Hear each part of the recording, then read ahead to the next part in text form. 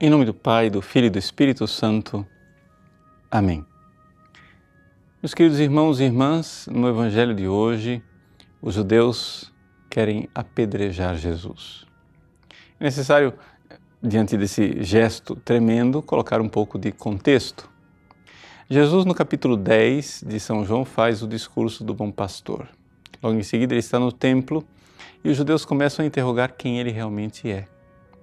Até quando nos manterás em suspense? Dize logo quem tu és. E então Jesus pronuncia uma frase tremenda. Eu e o Pai somos um.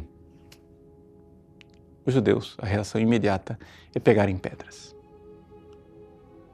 Jesus pergunta, por qual boa obra queres me apedrejar? E então a resposta é que não é por nenhuma boa obra, mas porque, sendo homem, te fazes Deus. Ou seja, esse é todo o contexto do Evangelho. De fato, Jesus, dizendo eu e o Pai somos um, se colocou realmente em igualdade com Deus. E nós estamos aqui diante de um dos dogmas mais escandalosos do cristianismo, é o escândalo cristão. O fato de que aquela criança que foi gerada no ventre de Maria, que nasceu em Belém, que cresceu em Nazaré, aquele adolescente, rapaz, adulto, que trabalhou na carpintaria de Nazaré, ele é Deus que sustenta o universo. As galáxias existem por ele e para ele. Ele é a razão de ser das árvores, das nuvens, dos animais. Ele é a razão de ser da nossa vida.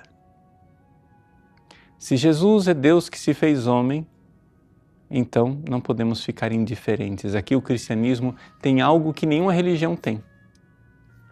Veja, os seguidores de outras religiões seguem a Deus, mas, sei lá, os muçulmanos seguem Deus pelas profecias de Maomé, mas Maomé não é Deus que se fez homem.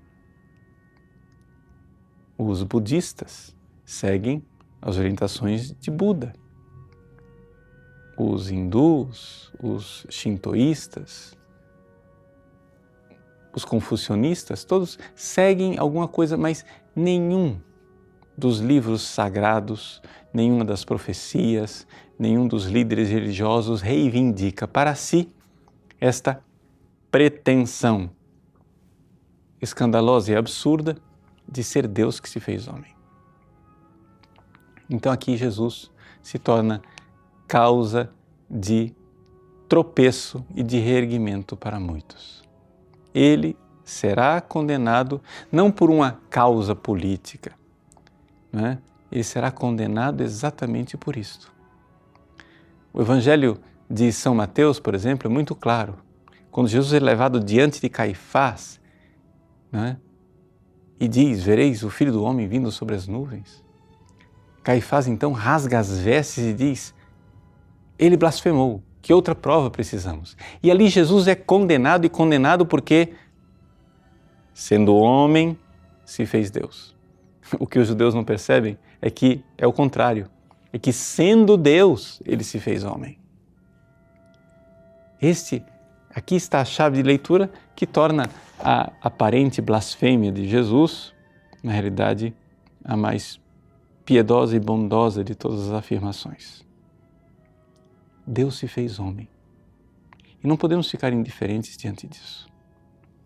Aqui está o ponto de tropeço. Por isso Jesus será condenado. Nós estamos chegando perto da Semana Santa e precisamos entender isso. Depois, os judeus farão uma farsa jurídica.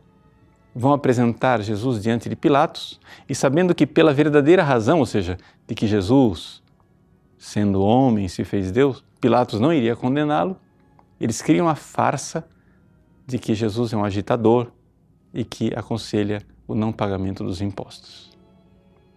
Mas aqui está a razão verdadeira. Ele é o nosso Senhor. Ele é Deus. E aqui, ou nós tropeçamos como os judeus, nas pedras que nós mesmos queremos atirar em Jesus, ou nós encontramos nele a causa de reerguimento. de joelhos, o adoramos e dizemos: meu Senhor e meu Deus. Deus abençoe você. Em nome do Pai, e do Filho e do Espírito Santo. Amém.